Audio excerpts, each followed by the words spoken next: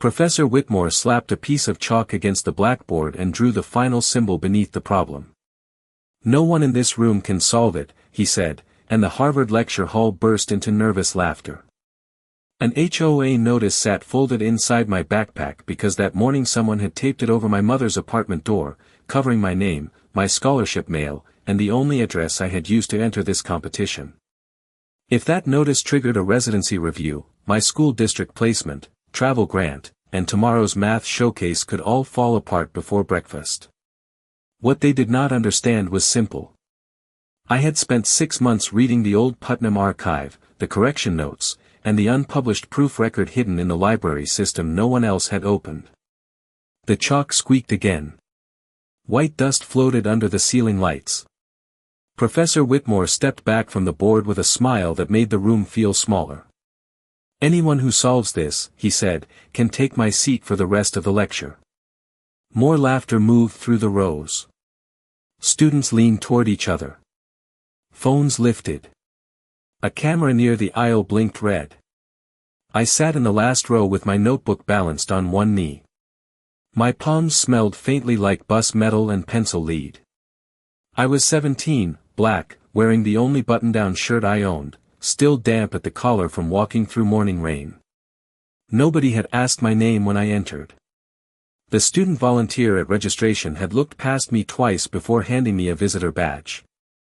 Another boy in a Harvard hoodie glanced back and whispered, "High school tour group." His friend laughed into his sleeve. I kept my eyes on the board. The problem looked impossible at first.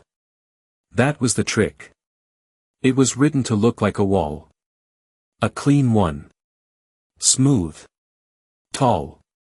No cracks. But the second line bothered me. Professor Whitmore had written the condition too confidently. My pencil stopped moving. I looked from the equation to the footnote on the handout. Then back to the board. The room kept buzzing around me. Graduate students walked down the aisles to try partial solutions. One wrote 3 lines and stopped. Another filled half the board and erased everything. A third stared at the symbols so long the room began to shift in their seat. Professor Whitmore folded his arms. He enjoyed the silence. I could hear the clock above the exit. Tick. Tick. Tick. The sound pressed against my ribs. Then he looked toward the back row. Toward me. "Young man," he said, "are you here with a school group?" The laughter came faster this time. Hotter. Closer. I felt it against the back of my neck. I did not answer right away. My eyes stayed on the second line. The assumption was not wrong. It was incomplete. That meant the proof did not begin where everyone thought it did. It began before the problem.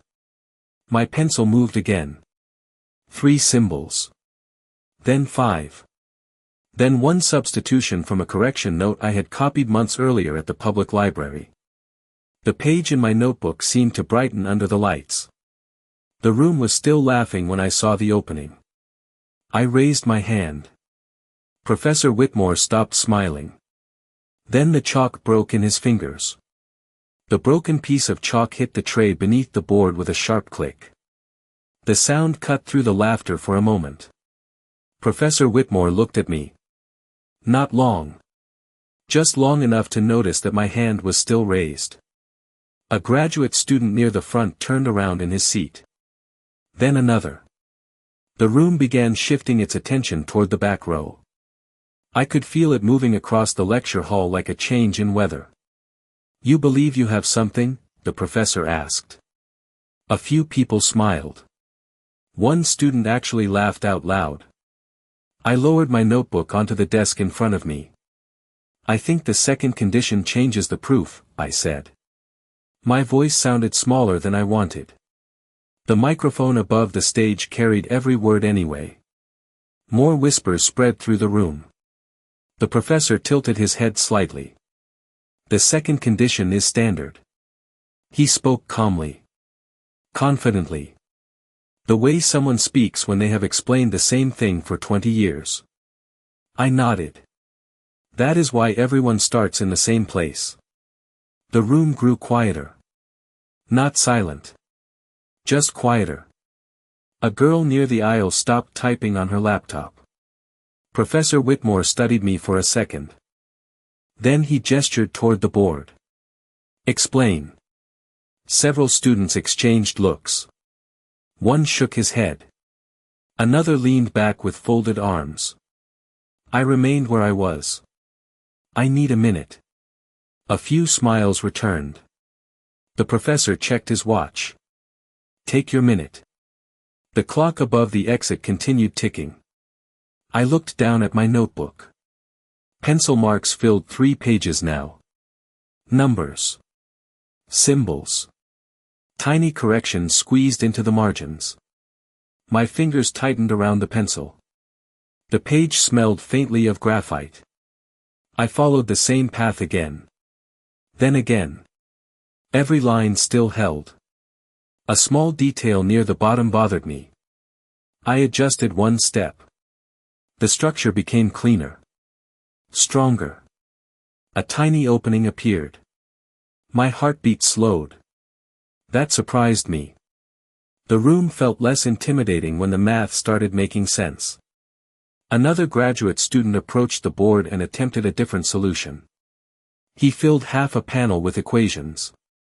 Professor Whitmore watched carefully. 30 seconds later the student stopped writing. Silence followed. Then he erased the entire section. The room sighed collectively. The professor thanked him and invited someone else to try. Nobody moved. That silence lasted longer. Something was changing.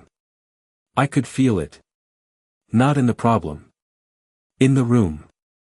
The confidence from earlier had faded. Even the students who had laughed were watching the board more carefully now.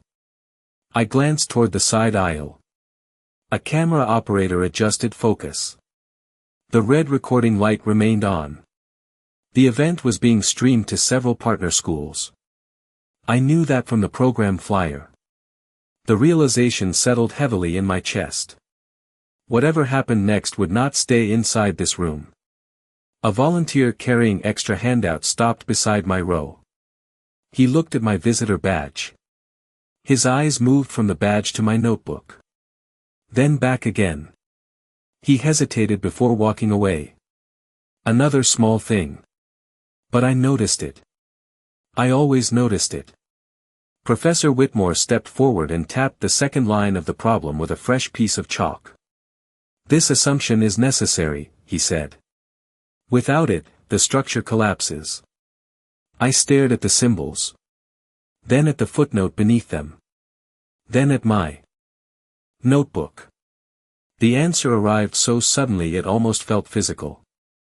Like a door opening. My pencil stopped moving. I looked up at the board. The room seemed brighter. Sharper. Every line connected. Every correction fit. The missing step was not inside the proof. It sat hidden inside the assumption itself. I slowly stood from my seat. This time nobody laughed. Professor Whitmore noticed immediately. Then he stepped away from the board. All right, he said. Come show us what you see. The walk to the front suddenly felt much longer. I stepped into the center aisle and felt hundreds of eyes follow me. The lecture hall seemed larger from the floor than it had from the back row. Every step echoed softly against the wood. My notebook felt heavier in my hand. Professor Whitmore waited beside the board. The chalk rested between his fingers. He studied me with professional curiosity now. Not respect. Not yet. Just curiosity. That alone was different. I reached the stage and stopped beside the blackboard. The overhead lights were brighter here. I could smell chalk dust and old wood. The problem covered almost the entire center panel. Layers of failed attempts still faintly marked the edges where previous volunteers had erased their work. Professor Whitmore handed me a piece of chalk. Show us where everyone went wrong, he said. A few students smiled at the wording. They expected a mistake. Maybe a quick embarrassment. Maybe a lesson about confidence. I looked at the equation again. My hand remained steady. That surprised me. The room settled into silence. Somewhere near the back, a chair creaked. I drew a small line beneath the second condition. Nothing else. Several people leaned forward immediately. One graduate student frowned. That is not the proof, someone whispered. I heard it clearly. I wrote a single substitution beneath the assumption. Then another. Small steps. Careful steps. The same path from my notebook. Nobody reacted at first. That was fine. They were looking for something dramatic. The important part looked boring. Most breakthroughs do. Professor Whitmore folded his arms. His expression did not change. I continued writing. Chalk scraped softly across the board.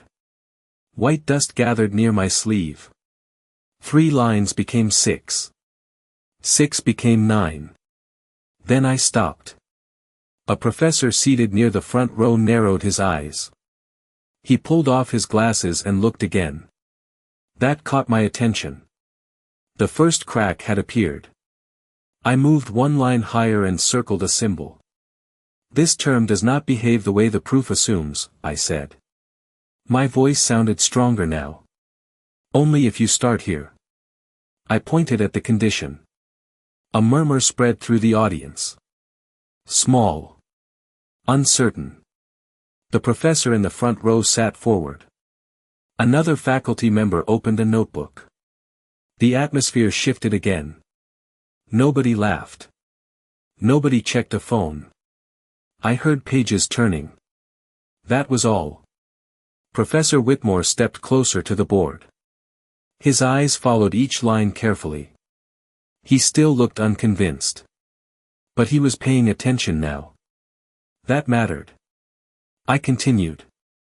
The structure unfolded exactly as it had in my notebook. One substitution led to another. One correction exposed the next. The problem that had looked impossible 20 minutes earlier suddenly felt smaller. Not easy. Just visible. I could finally see its shape. The audience began seeing it too. A student near the aisle slowly lowered his laptop screen. Another stopped recording notes and simply watched.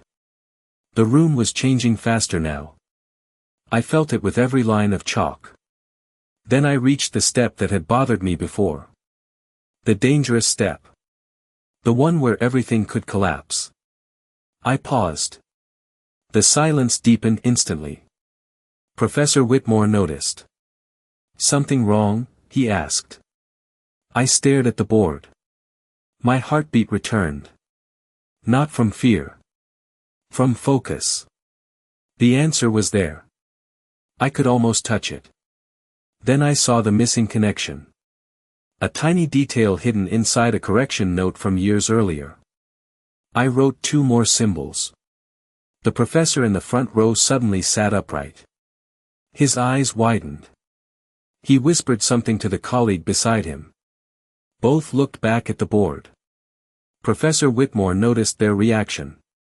For the first time all afternoon, uncertainty crossed his face. The room felt completely still. Even the clock seemed quieter. I stepped back from the board and looked at what I had written. The next line would change everything. The next line left my chalk before I could second guess it. A soft scraping sound moved across the board. Then I stepped aside. Nobody spoke. The symbols sat there under the bright lecture hall lights. Simple. Quiet. Almost ordinary. That was the strange part. The entire room had been chasing complexity. The answer was beginning to move in the opposite direction. Professor Whitmore stared at the board. His eyes moved from the new line to the condition above it. Then back again. The silence stretched. I heard someone clear their throat near the back. Another person shifted in a wooden seat. That was all. The professor walked closer. He lifted his hand toward the equation. Stopped. Lowered it again. For the first time since I entered the building, he looked less like a performer and more like a researcher. The difference was impossible to miss. A faculty member in the front row opened a thick notebook and started writing rapidly. Another leaned toward the stage. Their attention no longer felt casual. Something important was happening. I picked up the chalk again. If the assumption is interpreted this way, I said, pointing to the circled term, the restriction disappears. Several heads lifted immediately. A small murmur passed through the room. I wrote 2 more lines beneath the proof. The structure tightened. The pieces connected. A graduate student who had attempted the problem earlier sat perfectly still. His arms were no longer crossed. His eyes never left the board. I continued. Chalk dust gathered across my fingers. The board felt rough beneath my hand. Every step led naturally to the next one. The path that had looked hidden from the audience now seemed obvious once revealed. That was another strange thing about mathematics. Sometimes the hardest truth looked simple after someone finally pointed toward it. Professor Whitmore picked up a copy of the problem statement. He reread the second condition carefully. Then he reread it again. The room noticed. I could feel the attention shifting toward him now. People were no longer watching a student attempt a solution. They were watching an expert verify one. The atmosphere changed again. A camera operator near the side aisle zoomed closer to the board. The red light remained steady. I thought about that for a moment. Somewhere beyond this lecture hall, other classrooms were probably watching. Other professors. Other students. The thought lasted only a second. Then the proof pulled me back. I reached another critical step. The same place where every previous attempt had collapsed. My pulse quickened. The room sensed it. Silence deepened immediately. Even people unfamiliar with the mathematics could feel the tension. They knew enough to recognize a turning point. I looked carefully at the expression in front of me. Then I wrote the substitution. 1 line. 1 symbol. 1 consequence. A professor near the center section suddenly removed his glasses. "Wait," he whispered. The microphone above the stage caught the word. Everyone heard it. Nobody moved. I stepped backward and allowed the line to sit there. Professor Whitmore approached slowly. He examined the board from left to right. Then from top to bottom. His expression tightened. Not from anger. From concentration. He checked the logic again. And again. A faint crease appeared beside his eyes. The audience saw it too. More notebooks opened. More pens started moving. The room no longer belonged to certainty. It belonged to possibility. I could almost hear people recalculating their assumptions. Not just about the problem. About me. About who belonged at this board. About who did not. The realization settled quietly across the room. Nobody laughed now. Nobody whispered about visitor badges or school tours. Those sounds were gone. I looked at the remaining space on the board. Only a few steps remained. The proof was not finished. But for the first time, everyone could see where it was heading. Then Professor Whitmore asked a question nobody expected. Professor Whitmore kept his eyes on the board. The room waited. Nobody touched a keyboard. Nobody whispered. Even the camera operator near the aisle had stopped adjusting the lens. The professor pointed toward the middle of the proof. "Where did you learn that correction?" he asked. The question hung in the air. It was not the question people expected. Not yet. I looked at the line he indicated. Chalk dust covered the side of my hand. "An archived note," I said. It was attached to an older discussion of the problem. A graduate student frowned immediately. Another looked down at his own papers. Professor Whitmore glanced toward the audience. "I have not seen that note." The statement landed heavily. Several heads lifted. The room understood what that meant. If he had not seen it, most of them probably had not either. I nodded once. It was not in the published version. A murmur rolled through the lecture hall. Small at first. Then wider. The professor turned back toward the board. He examined the line again. His expression remained calm, but his attention had sharpened noticeably. Something important had shifted. This was no longer a student trying something unusual. Now the discussion itself had become unusual. I picked up the chalk and continued. One line. Then another. The proof moved forward. The structure remained stable. Every step held. I could feel the room testing each transition. Looking for a mistake. Waiting for the collapse. It never came. A faculty member near the front started flipping through a thick binder. Pages turned rapidly. The sound echoed through the silence. Another professor opened a laptop and began searching through digital archives. Nobody was pretending to be relaxed anymore. The atmosphere felt completely different from the beginning of the lecture. Earlier, people had come to watch an impossible challenge. Now they were watching a possibility emerge. I reached the next section and paused. Not because I was stuck. Because I wanted to make sure every step was visible. The board was crowded now. White symbols covered almost every available space. I drew a connecting line between two expressions. Then I stepped aside. A professor in the second row suddenly sat upright. "There," he said quietly. The microphone caught the word. More heads turned toward the board. Several students leaned forward so quickly their chairs scraped against the floor. The sound disappeared almost immediately. Nobody wanted to miss the next step. I looked toward Professor Whitmore. He was no longer standing with folded arms. He had moved closer. Much closer. His eyes tracked every symbol. Every transition. Every implication. He checked the logic himself as I wrote. That alone told the room everything. The confidence from earlier had transformed into concentration. Then another realization spread across the audience. Slowly. Quietly.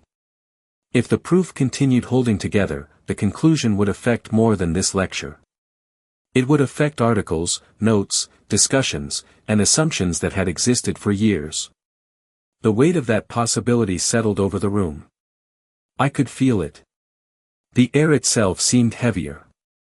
I wrote the next line. Then the next. My pulse quickened slightly. Not from fear. From momentum. The solution was unfolding exactly as it had in my notebook. The opening I had seen from the back row was becoming visible to everyone else. A student who had laughed earlier now stared at the board without blinking. Another had stopped taking notes entirely. The audience had entered a different stage. Curiosity had become investment. Investment was becoming belief. Then something happened that surprised me. Professor Whitmore reached for a piece of chalk himself. He stepped beside me and wrote a short verification beneath one section of the proof. He checked the result. Then he stepped back. The verification matched perfectly. A visible reaction moved through the audience. Not loud. Just a collective shift. Like everyone inhaled at once. The professor stared at the board for several seconds. Then he looked directly at me. "Continue," he said. "I want to see the final step." The word settled over the lecture hall. I want to see the final step. Nobody reacted immediately. Nobody needed to. The weight of the moment was already sitting in every seat. I turned back toward the board. The remaining space looked smaller than before. Only a handful of lines remained. The hard part was not writing them. The hard part was making sure every person in the room could follow them. I lifted the chalk.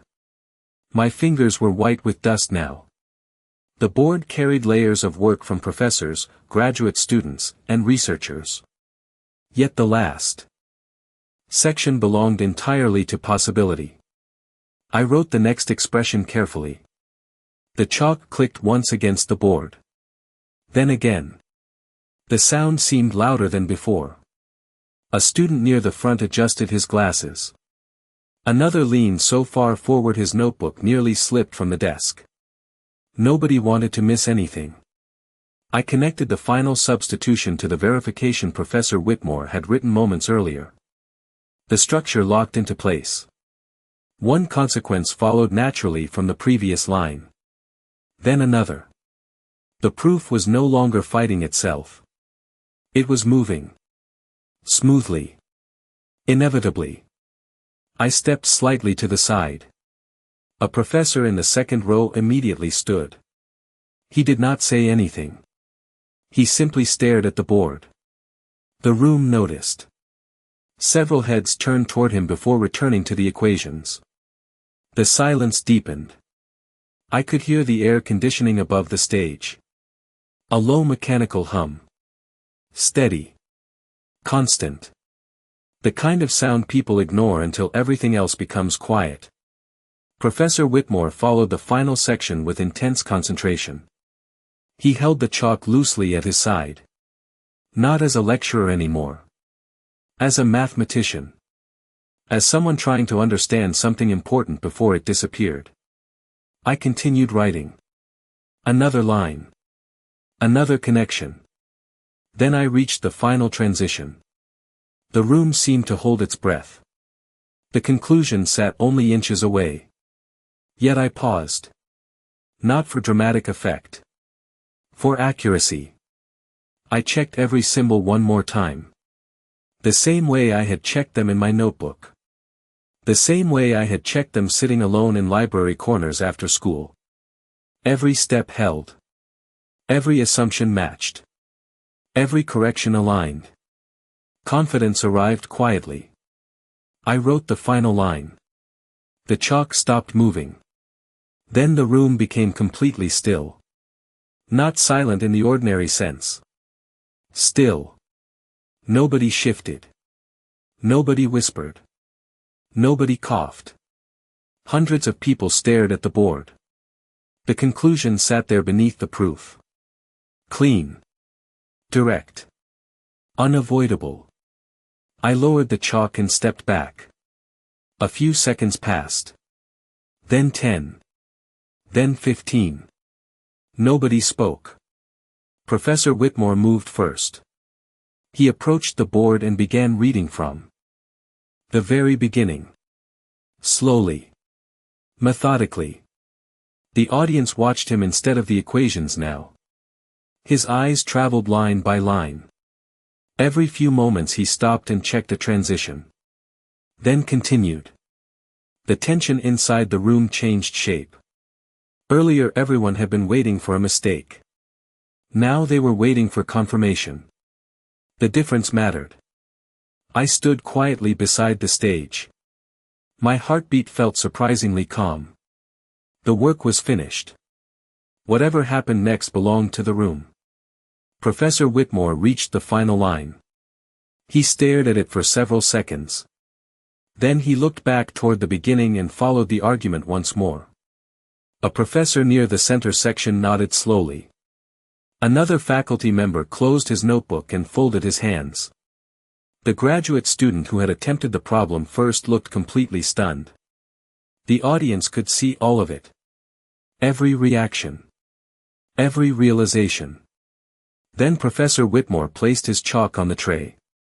The tiny sound echoed across the lecture hall. He turned toward me. His expression had changed again. This time, everyone noticed.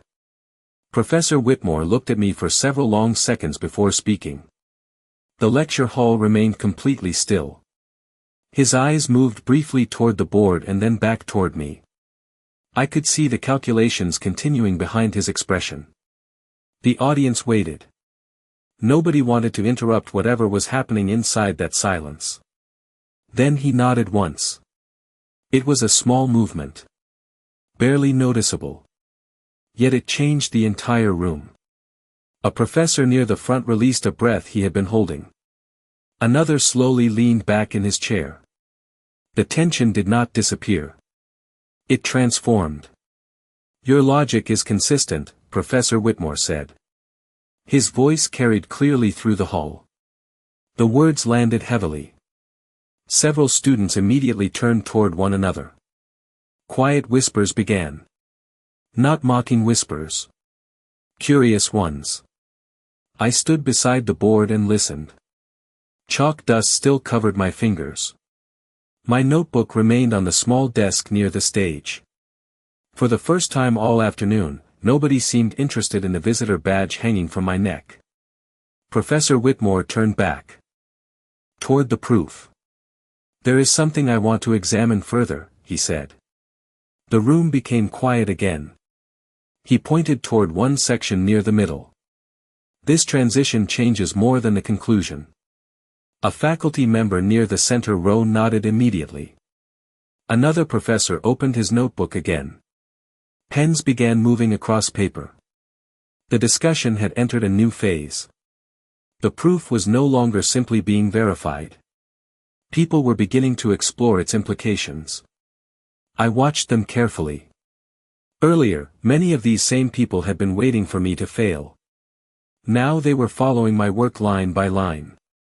The contrast felt almost unreal. A graduate student raised his hand. Professor Whitmore acknowledged him. "If this interpretation holds," the student said, "then several previous assumptions need to be revisited." The room reacted instantly. Heads turned. More notebooks opened. The idea spread quickly. I could almost see it moving across the audience. Professor Whitmore remained focused on the board. "That is correct," he said quietly. Hearing those words from him created another shift. The audience trusted his judgment. They understood what his agreement meant. The implications were becoming larger. A woman seated near the aisle adjusted her glasses and examined the proof again. She had barely moved for the last 20 minutes. Now she looked fully engaged. A camera operator zoomed closer to the board. The red recording light remained steady. Somewhere beyond this room, people were still watching. The thought returned briefly. Then disappeared again. The mathematics demanded attention. Professor Whitmore picked up a fresh piece of chalk. He added a short verification beneath another section of the proof. Then he stopped. The verification matched. Again. More whispers spread through the hall. This time nobody tried to hide them. The atmosphere felt different now. Less defensive. More open. The audience had stopped asking whether the proof worked. They had started asking what it meant. That distinction mattered. I glanced toward the back rows. The students who had laughed earlier looked completely different now. One was carefully copying every line from the board. Another stared at the equations with visible concentration. The lecture hall seemed smaller than before. Not physically. Socially. The invisible distance between people had narrowed. For a moment, everyone was focused on the same thing. Professor Whitmore finally turned away from the board. He folded his notes and placed them on the podium. Then he looked directly at me again. There was no trace of amusement in his expression now. No trace of dismissal either. Only interest. Genuine interest. "How long have you been working on problems like this?" he asked. The question surprised the audience. I could hear several people shift in their seats. The room suddenly cared about the answer. I looked down at my chalk-covered hands. Then back toward the professor. The truth was simple. But it was about to change the conversation entirely. The question settled over the lecture hall and seemed to linger beneath the lights. Nobody moved. Nobody spoke. They wanted the answer almost as much as the mathematics. I looked at Professor Whitmore for a moment. Then I glanced toward the board covered in chalk. White symbols stretched across nearly every panel. The proof stood there quietly, carrying a weight that still felt difficult to process. About 4 years, I said. My voice echoed softly through the microphone. A few students exchanged surprised looks. One professor lowered his pen. Another leaned back in his chair. The answer was simpler than most people expected. Professor Whitmore studied me carefully. 4 years, he repeated.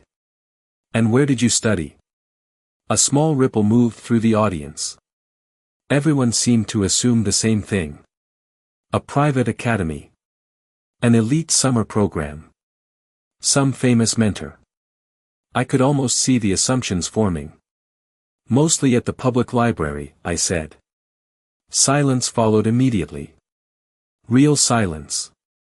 Different from the silence around the proof. This silence carried surprise. I continued. They had old mathematics journals. Retired copies. Some donated textbooks. I read whatever they would let me check out. A graduate student blinked twice. Another looked toward the faculty section.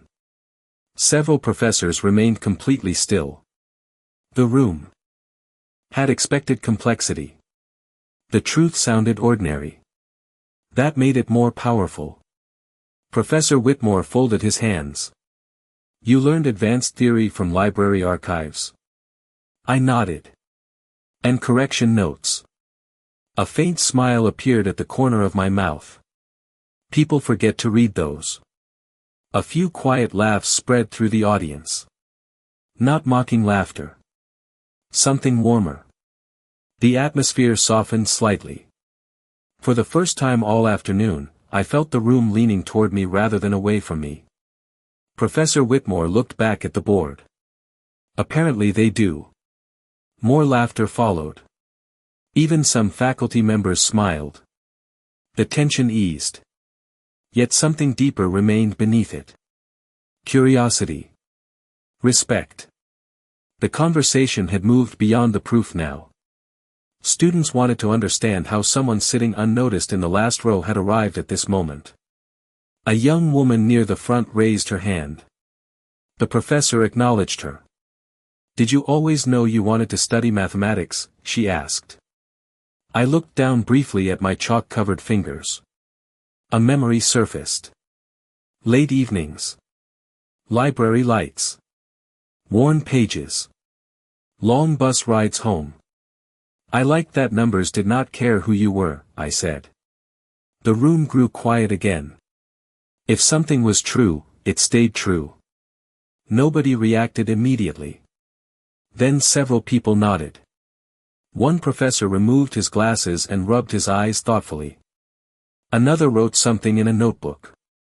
I could not see what. Professor Whitmore remained focused on me. His expression had changed more than anyone else's. Earlier he had looked through me. Then he had looked at me. Now he seemed to be listening. Really listening. The difference mattered. A faculty member near the center section raised a hand next. What made you examine the assumption differently? He asked. I glanced toward the board. The answer lived there. Hidden among symbols. Because everyone trusted it, I said. The room became still once more. When everyone starts from the same place, sometimes the first thing worth checking is the place itself. Several professors immediately looked back toward the proof. Pens moved across paper again. The idea seemed to land harder than expected. Professor Whitmore slowly nodded. Not as a lecturer. As a scholar recognizing a valuable insight. The audience noticed. I could feel it. The atmosphere shifted again. This time toward respect. Genuine respect. Then a staff member hurried quietly toward the stage carrying a folded note. He handed it to Professor Whitmore and whispered something in his ear. The professor read the note once. Then he looked up sharply. Professor Whitmore looked down at the folded note again. The lecture hall watched him carefully. Whatever he had just read had interrupted the entire rhythm of the room. Even the professors seemed curious. The staff member stepped away from the stage and disappeared down the side aisle. Nobody spoke. Professor Whitmore folded the note once and slipped it into his jacket pocket. Then he looked toward me. His expression carried something new. Not surprise. Not uncertainty. Something closer to realization. The organizers just informed me, he said slowly, that several faculty members watching remotely have requested copies of the proof. A wave of reaction moved through the audience. Quiet voices. Turning heads. Raised eyebrows. The room had already accepted that something unusual had happened. Now people were beginning to understand how far beyond this hall it might travel. I glanced toward the camera near the aisle. The red light remained steady.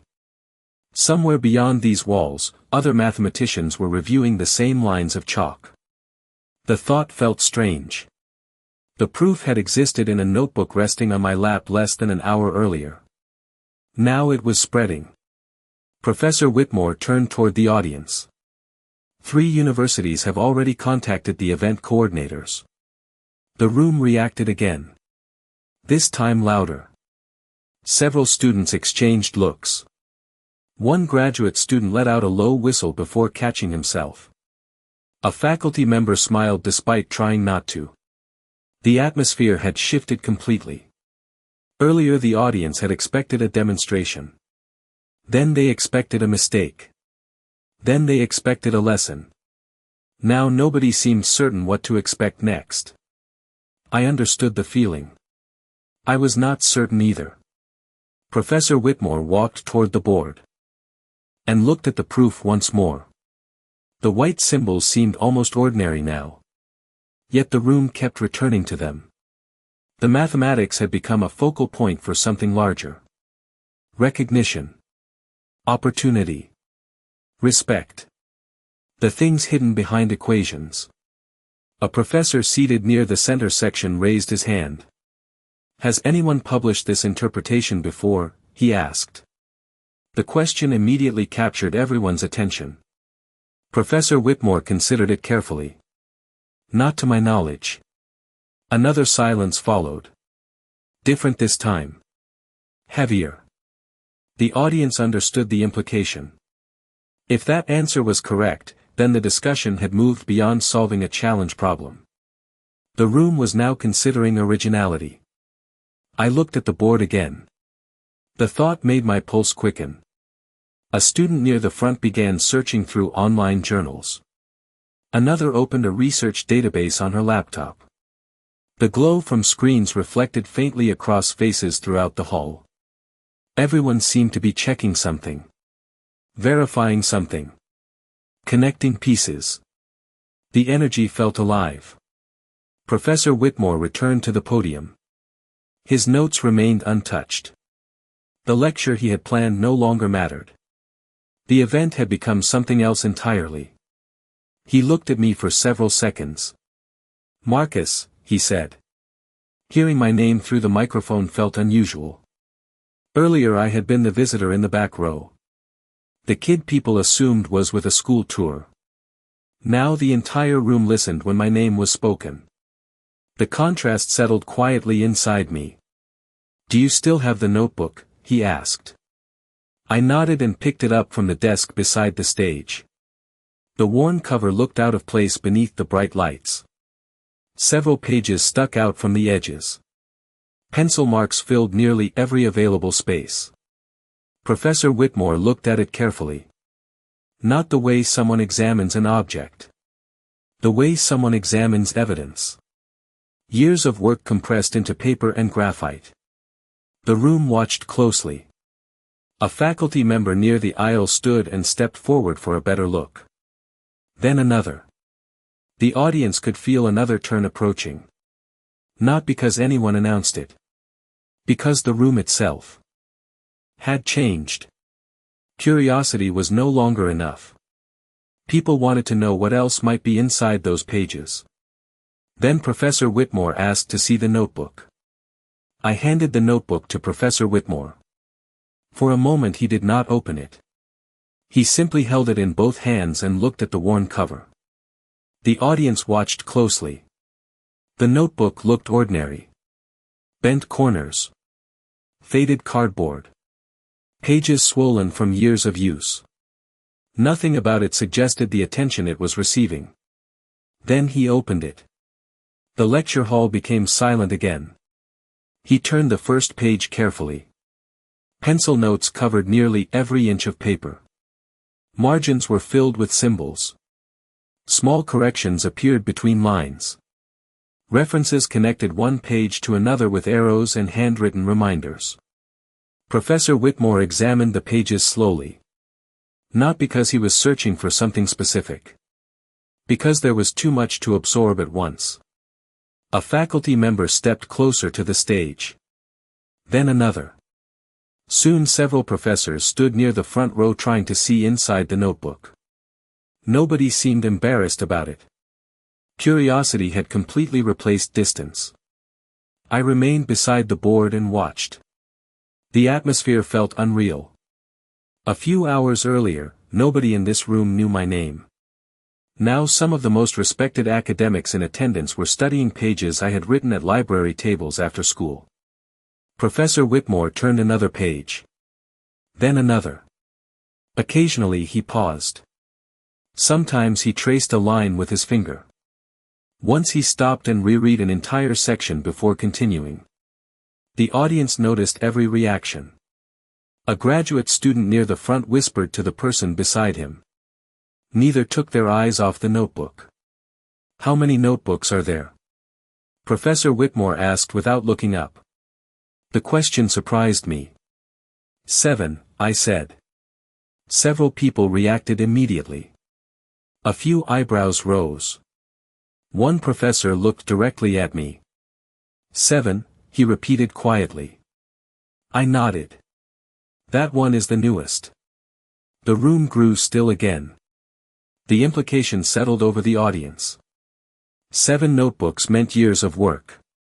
Years of questions. Years of effort nobody in this room had seen. Professor Whitmore turned another page. A folded library receipt slipped out and drifted onto the stage floor. He picked it up and smiled faintly. The audience noticed that too. The notebook suddenly felt less like an academic document and more like a personal history. Every page carried evidence of time. Long evenings. Repeated failures. Persistent curiosity. The things that never appeared in headlines. A professor near the aisle pointed toward one section. What is this? He asked. Professor Whitmore studied the page. His eyes narrowed slightly. Then he looked toward me. You explored alternative approaches to several unsolved variations. I glanced at the notebook. Some of them. Another silence followed. This one felt different. The room was beginning to realize that the proof on the board might not be the only interesting thing inside those pages. Professor Whitmore carefully turned to another section. More notes. More diagrams. More corrections. More questions. The notebook seemed larger every time he opened a new page. A camera operator moved closer. The lens focused on the paper. The red recording light remained steady. Somewhere beyond the lecture hall, remote viewers were probably trying to read along. Professor Whitmore finally closed the notebook halfway and rested a hand on the cover. His expression had changed again. Earlier he had been evaluating a proof. Now he looked like someone reconsidering an entire first impression. The audience sensed it immediately. Nobody interrupted him. Nobody rushed the moment. Then he looked toward the faculty section and asked a question that caught everyone off guard. How many of us would have looked twice at this notebook an hour ago? The room fell completely silent. No one answered Professor Whitmore's question. The silence itself became the answer. The faculty section remained still. Several professors looked down at their notes. Others kept their eyes on the notebook resting in his hands. The room understood what he meant. An hour earlier, most people had seen a teenager sitting quietly in the back row. They had noticed the visitor badge, the worn clothes, the unfamiliar face. Very few had wondered what he carried with him. Professor Whitmore let the silence linger. Then he nodded slowly. "That is what I thought." His voice was calm. Not accusing. Just honest. The words settled heavily across the lecture hall. A graduate student near the front lowered his eyes. Another stared at the board where the proof still stretched across several panels. The connection between the two had become impossible to ignore. Assumptions existed in mathematics. They existed in people too. Professor Whitmore opened the notebook again. He carefully turned to another section and stopped. His expression tightened slightly. Not with concern. With concentration. He read a page. Then another. Then he looked up at me. "You explored this independently?" I nodded. "Mostly." A few professors exchanged glances. The answer seemed to carry more weight now than it would have earlier. Every response revealed another layer of effort hidden behind the moment on stage. The audience was beginning to understand that the proof had not appeared suddenly. It had emerged from years of unseen work. A faculty member near the aisle stood. "Would you mind if I looked at that page?" he asked. Professor Whitmore handed him the notebook without hesitation. The professor examined the page carefully. Then his eyebrows rose. He flipped backward. Then forward. He checked something again. The audience watched every movement. "Interesting," he murmured. The single word spread curiosity through the room immediately. Another professor approached. Then another. Within minutes, the notebook had become the center of attention. People studied the pages quietly. Nobody rushed. Nobody spoke loudly. The atmosphere felt almost reverent. Like visitors examining something unexpectedly valuable. I stood beside the board and watched. It felt strange seeing years of private work pass from hand to hand. Notes written in library corners. Calculations made on bus rides. Corrections squeezed into margins because paper was limited. Small pieces of life hidden inside mathematics. A professor near the front finally looked up. "There is consistency here," she said.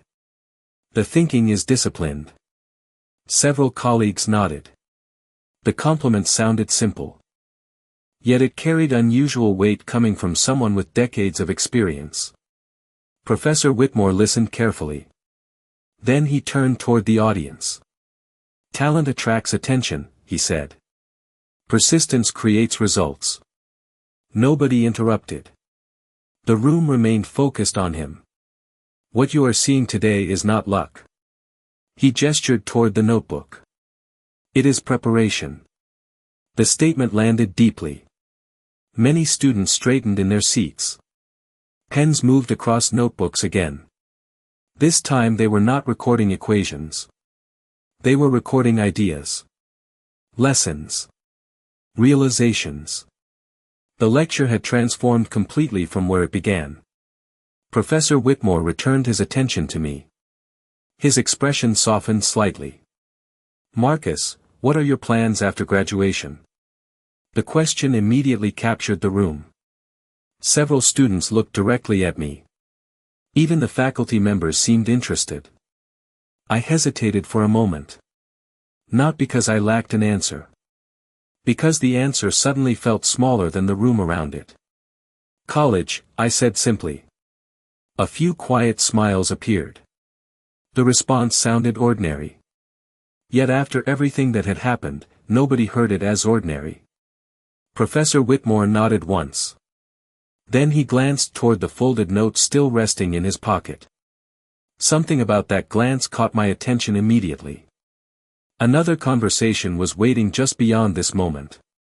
Professor Whitmore's eyes lingered on the folded note for a moment before he reached into his pocket and removed it. The lecture hall noticed immediately. The room had become highly sensitive to small details.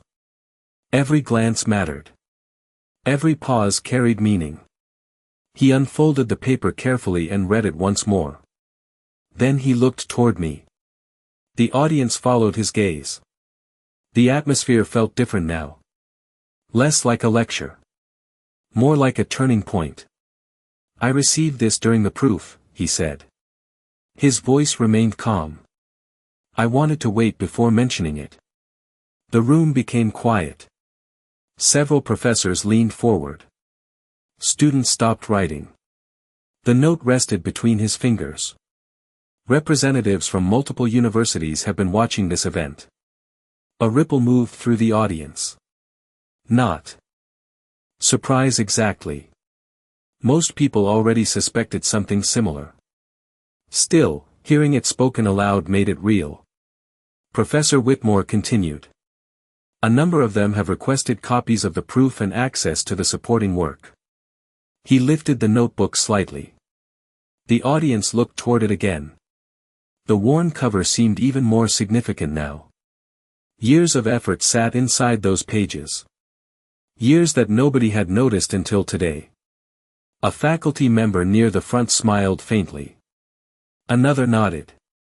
The mood inside the room had shifted from curiosity to recognition. I stood quietly beside the board. The bright lights above the stage felt warmer now. Chalk dust remained on my sleeves. The proof still covered the board behind me. Nothing about those details had changed. Yet everything felt different. Professor Whitmore folded the note again. There is something else. The room became still. His words immediately captured everyone's attention. He looked directly at me. Several institutions would like to speak with you. A few students exchanged quick glances. Others simply stared. Nobody laughed. Nobody whispered. The moment felt too important. I looked down briefly at the notebook. Then back toward the audience. The reality of the day was beginning to settle in. Not all at once. Slowly. Like sunlight moving across a room. A professor near the center section spoke up. You earned that attention.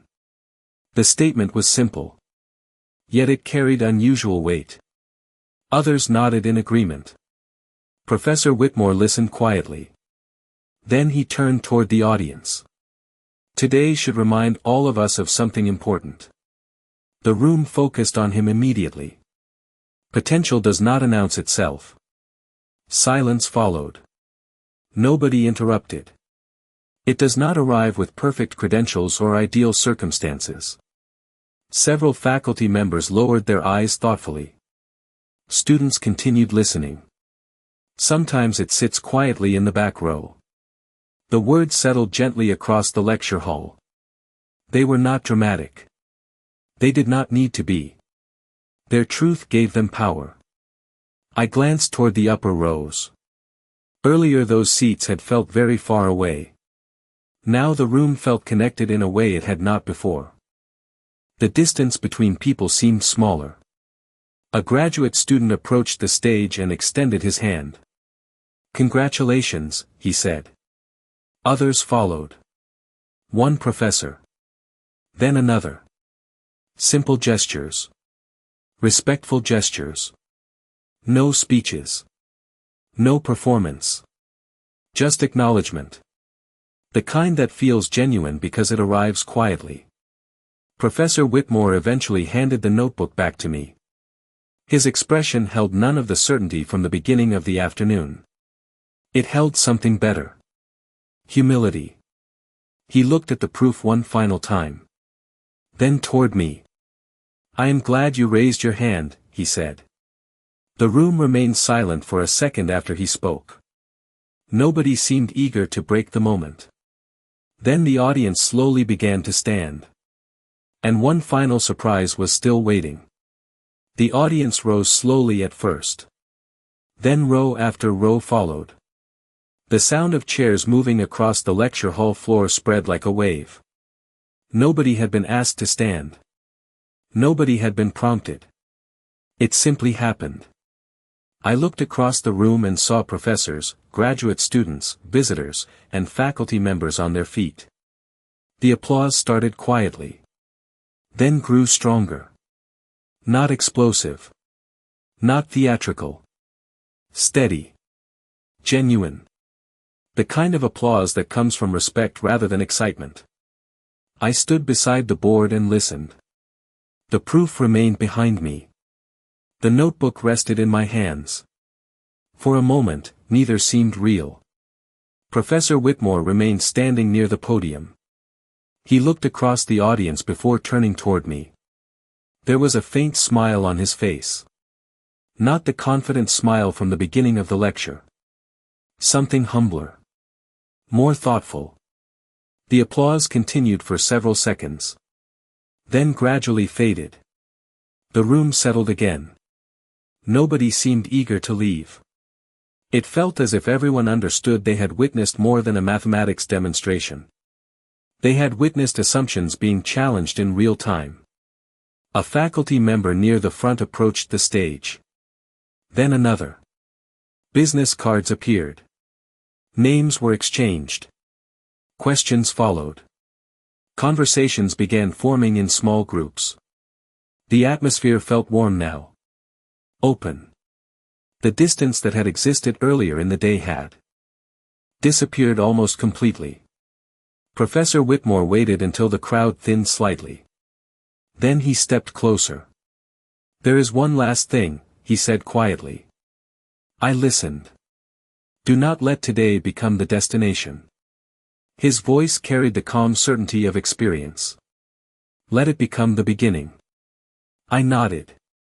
The words felt simple. Yet they stayed with me. Around us, professors continued discussing the proof. Students gathered near the board taking photographs of the equations before they could be erased. A few faculty members were still asking questions about the notebook. The room remained alive with conversation. Yet somehow the moment between us felt separate from all of it. Professor Whitmore glanced toward the board one final time. "I was wrong today." The admission surprised me. He smiled faintly. "Not about the mathematics." He paused. "About the person holding it." The honesty in the statement carried more weight than any apology could have. I understood exactly what he meant. He understood that I understood. Nothing else needed to be said. We shook hands. A simple gesture. Quiet. Respectful. Final.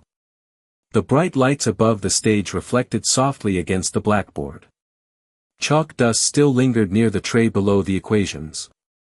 The scent of old books and paper drifted through the room as people gathered their belongings. I slipped the notebook into my backpack. The worn cover disappeared beneath the zipper. 7 notebooks. Thousands of pages. Years of work. They looked exactly the same as they had that morning. Yet somehow they felt different. Not because the pages had changed. Because the world around them had. Eventually I made my way toward the exit. The hallway beyond the lecture hall felt quieter. Cooler. Sunlight streamed through tall windows overlooking the campus grounds. Students crossed the walkways outside carrying books and backpacks. Life continued normally. Cars moved through nearby streets. Leaves shifted in the afternoon breeze. The world had not stopped. That felt comforting. I paused briefly before stepping outside. Through the open doorway behind me, I could still hear distant conversations about the proof. About the notebook. About possibilities. I smiled and adjusted the strap on my backpack. Then I walked into the sunlight carrying the same notebook that nobody had noticed when the day began. The difference was that now, neither would I.